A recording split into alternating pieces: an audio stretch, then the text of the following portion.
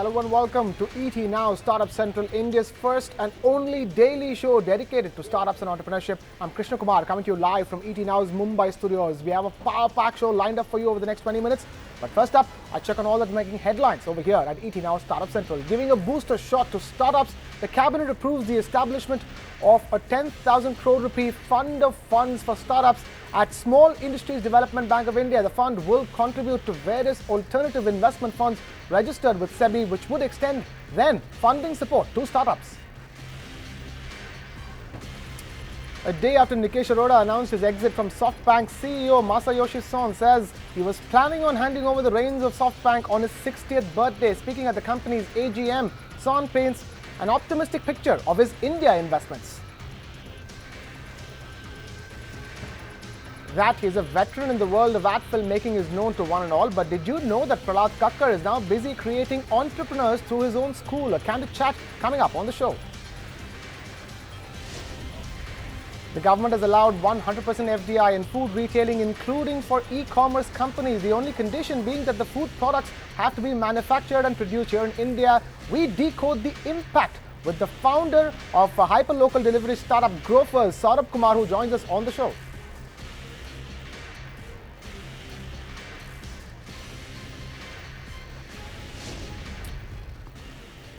Straight to our top story. Giving a booster shot to startups, the cabinet has approved the establishment of a 10,000 crore rupee fund of funds for startups at Small Industries Development Bank of India for contributing to various alternative investment funds registered with market regulator SEBI, which will then extend the funding support to startups. The 10,000 crore rupee corpus of FFS shall be built up over the 14th and 15th Finance Commission cycles. Here is the Finance Minister making the announcement today.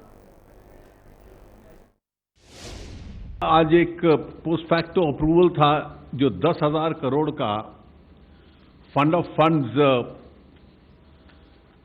Announce किया गया था startups के लिए. And we have my colleague Gaurang Sinha, who joins us from New Delhi with more important details on this 10,000 crore rupee fund for startups that the government has approved. Gaurang, take it away. Tell us more.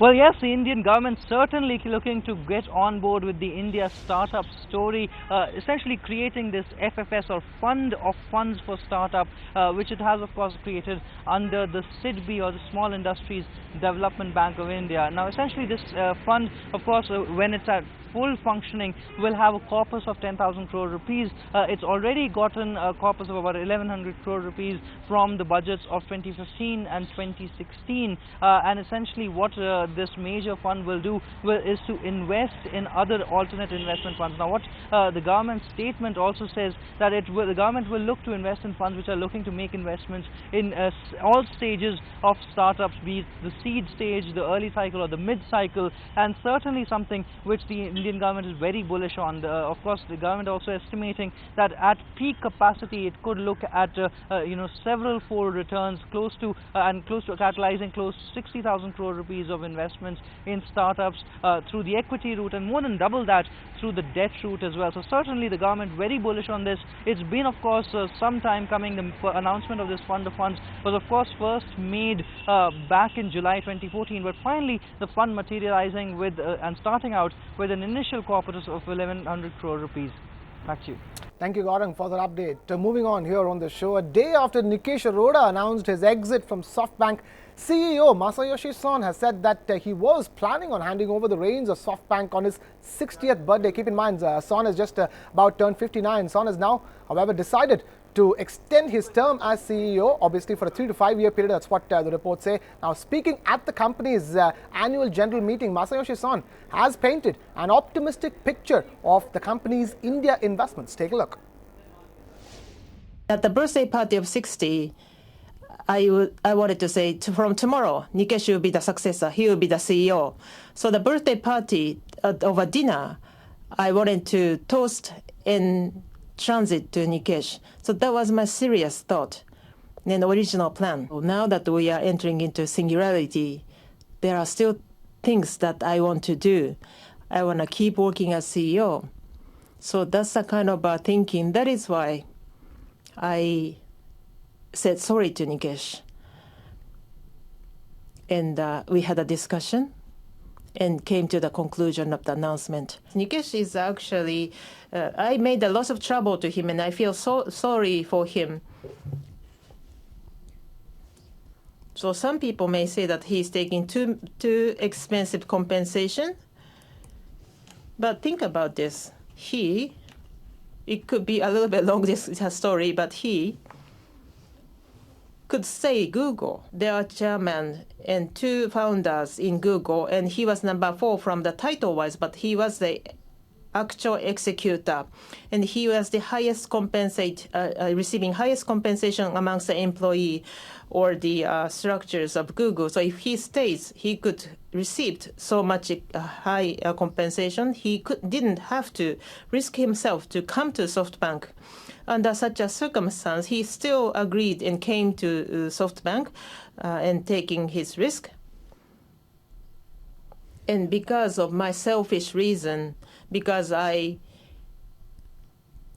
changed my mind of transiting on the year of 60, I didn't make sure to do so. But actually, in my heart, I was thinking about that the birthday party of 60 is going to be the trigger. However, this time I changed my mind, and I want to keep working as CEO. So I'm really sorry to him, and I made a lot of trouble to him. We have a big success in Alibaba business. It is the biggest IPO in the world that Alibaba did. The Snap deal is an Indian version of Alibaba, the same business model and the same growth path. About 90% is the growth rate of the merchandise volume. About 2 years ago, I was wondering if I should make an investment in Uber, and I hesitated. The amount of investment was high already at that time, so I decided not to. And I reflect myself on past the mistake that I committed. I should have done. I was not smart enough. Now, the Indian version of Uber is Ola. In the United States, I lost investment opportunity, but still that I have to pursue another investment opportunity in India. In India, Ola has the largest share and the biggest competitor against Uber, which the 10 times the growth from a year before. Masayoshi Son there calling Snapdeal the Alibaba of India and Ola as the market leader when it comes to radio taxis here in the country, painting a positive picture of all the bets that Softbank has here in the Indian startup ecosystem. But moving on here on the show, in what will bring some much needed cheer for grocery startups, the government has allowed 100% FDI in food retailing, including e-commerce companies. The only condition being that the food products have to be manufactured and produced here in India. We're now being joined by a very special guest to decode the impact of that, none other than Saurabh Kumar, founder of hyperlocal startup Grofers. Saurabh, thank you so much for taking time out to join us here on ET Now Startup Central. Good to have you on the show. The new FDI norms could signal the interest from global players like Amazon and Walmart, who will be looking at making a big bang foray into the B2C food retailing segment here in India. So should you be worried? Not really. Most of them have already been in operation in India. Amazon already does food products to some extent, and I mean, see, more competition is going to be healthy in this space. We need as much distribution channel as we can get. So I think this will help foreign companies to also get into this. But I mean, this is a welcome move. I mean, more or less, they were doing this business through the marketplace model anyway. Saurabh, but they are doing it on a smaller scale. Amazon now is only present in about a few cities. Post this announcement, they would look at aggressive expansion plans. So there is no going away from that, isn't it? I mean, it's quite possible. I mean, we don't know what Amazon's plans are, but I mean, this is a huge market, right? I mean, sooner or later people will look at this segment, and I mean, we anticipate almost all the players to look at this segment, and at some point of time, I mean, we anticipate that Amazon, Walmart, all of these guys will definitely look at this space sooner or later. So that's going to happen. Fair enough, Saurabh. One last thing before we let you go. The announcement will also make it a lot more easier to receive foreign funding. If you are in the market for more funds, this will be most certainly making life easier, especially if Amazon and Walmart enter the battle, wouldn't it? Yes, I mean, this will definitely boost the confidence of investors, right? That this is a segment where if the norms are easier for people to do business in any field, and the investments are going to be easier. So, I mean, this will definitely, I think this will help everyone raise, fund inflow will improve. All right, Saurabh, we'll leave it at that. Saurabh Kumar, founder of Grofers, thank you so much for taking time out to be with us here on ET Now Startup Central. Moving on. That he's a veteran in the world of ad filmmaking is known to one and all, but did you know that Prahlad Kakkar is now busy creating entrepreneurs through his own school? And it's a 2-year course that you can sign up for, where you'll be made to do everything from skydiving to catching snakes in a farm, all in an effort to bring out the risk taker within you. I caught up with him in a candid chat. Take a look at this. Most of these are tech apps. Okay, most of these young techies look at say somebody like Bhatia, who made his thing in Hotmail and sold it for huge amounts of money and retired to the Bahamas or wherever he's retired to, for the rest of his life. That's the bubble dream that they all dream about. That's not an entrepreneur. An entrepreneur is a guy who puts his soul, passion, and sells his house to do his startup because he's not getting funding because nobody believes in his idea. And everybody is looking for a one-off deal.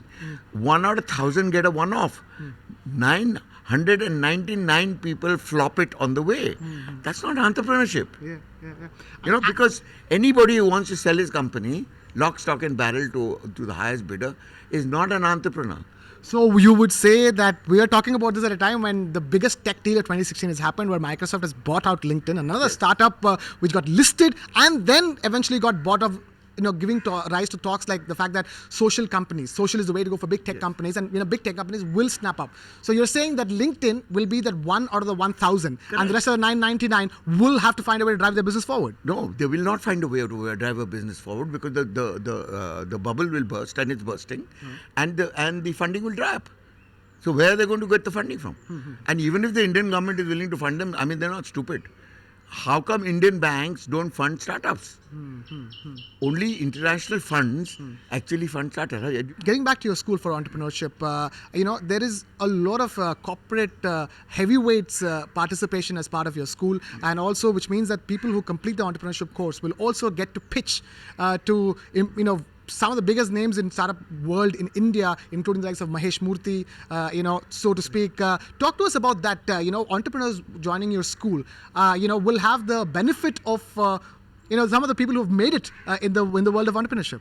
Not only are they going to be their mentors, then they have access to them as teachers and as mentors, but also we will always put up a group of angel funders who will listen to their ideas, almost like Shark Tank, And if they like what they're hearing and that these kids are competent because they've done 2 years of this kind of thing, then they will give them a seed fund to actually start rolling and start their own companies for whatever it's worth. Now, the most important thing about the entrepreneurship course is what is not written in the curriculum, which is that when they complete 2 years, where do they do their summer training? There is no summer training. We are going to form a company which takes over sick companies from banks. Okay? And they are going to run it for a year with the faculty. Prahlad, would you say that venture capitalists in India are completely risk averse? Yeah, because they've learned the hard way that all this is a pie in the sky, it's a bubble. And that everybody from abroad is looking at India as the tech center of the world because we have so many techies here and there's so many software developers that they think that that's the way forward. Entrepreneurship is not just tech, because what happens here is tech becomes the prominent story. The story is the story of what you want to sell. Tech helps you sell the story. Tech doesn't become the story.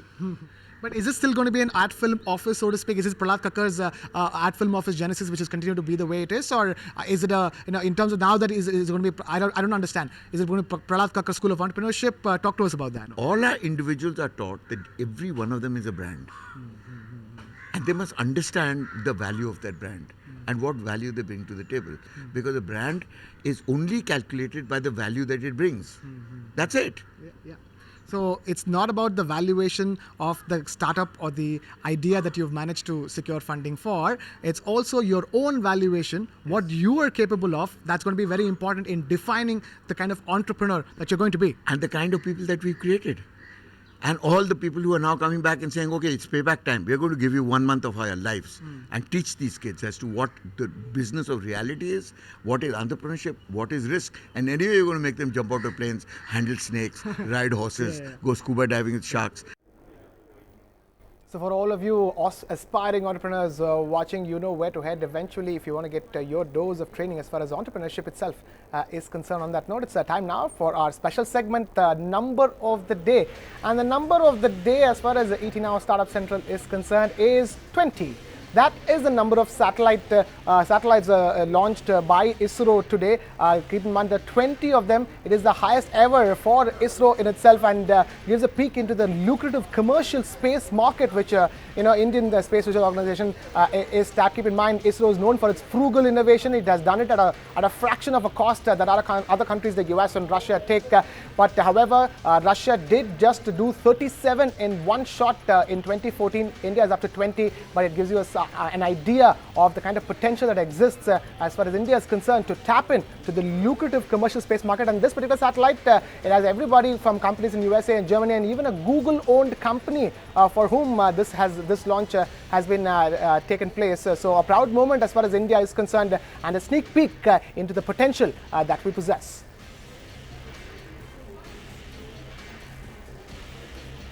And with that, it's a wrap here on this edition of ET Now Startup Central. Thank you so much for watching, but don't go anywhere. Keep watching ET Now.